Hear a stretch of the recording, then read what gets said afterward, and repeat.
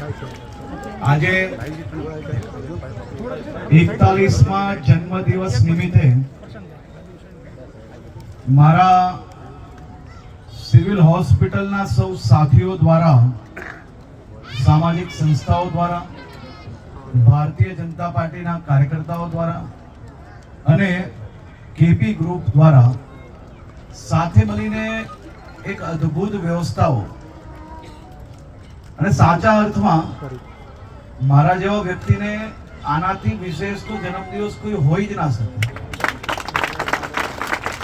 કારણ કે આ એક એ ધરતી છે સિવિલ હોસ્પિટલની, જે ધરતી પર દરરોજ સવારે બાકડા પર બેઠા બેઠા પેશન્ટોની સેવા કરવી અને દિવસની શરૂઆત કરવી એ મારું નિરંતર કામ હતું. અને સિવિલ હોસ્પિટલથી દિવસ ચાલુ થતો હતો અને અમારે આ જ સિવિલ હોસ્પિટલના સાથીઓ જોડે હજારો લોકોની સેવા કરવાનો અવસર મને પ્રાપ્ત થયો. અને આજે 41મા જન્મદિવસ નિમિત્તે એ જ સિવિલ હોસ્પિટલમાં જ્યારે થેલેસેમિયા, કેન્સરગ્રસ્ત, સ્પેશિયલ કિડ્સ એટલે કે દિવ્યાંગ બાળકો, આ બધા જ લોકો માટે બાળકોના ચહેરા ઉપર ખુશી લાવી શકે તે પ્રકારનો પ્રયાસ આ સૌ લોકો દ્વારા કરવામાં આવ્યો છે.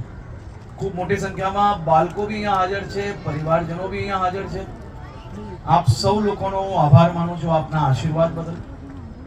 અને માત્ર એટલું જ કહેવા માંગુ છું કે આ સિવિલ હોસ્પિટલે હજારો લોકોને નવું જીવન આપ્યું છે.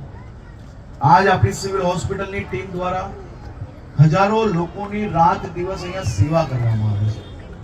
અને આખી સિવિલ હોસ્પિટલની ટીમને, નર્સિંગની ટીમ, ડોક્ટર્સની ટીમ, એડમિનિસ્ટ્રેશનની ટીમ, સફાઈ સ્વચ્છતા દૂતો હોય કે પછી સિક્યુરિટી ગાર્ડ્સ હોય, આ બધા જ લોકોને હું માત્ર એટલું કહેવા માંગુ છું કે કોઈ બી વ્યક્તિ અહીંયા ખુશીથી નથી આવતો. નાની મોટી તકલીફમાં જ્યારે એમને તમારી શરણે કે તમારા ભરોસે અહીંયા આવવું પડે છે તો વધુમાં વધુ સેવા કરવાનો જે આપણો સ્વભાવ છે, હોઈ શકે છે તમે સવારથી સાંજ સુધી ઓવરલોડેડ હો, ઘણી બધી તકલીફો હોય, ઘણા બધા કામનું લોડ હોય, પરંતુ એ વ્યક્તિ તો એના જીવન મરણ તમારા ભરોસે જ છે.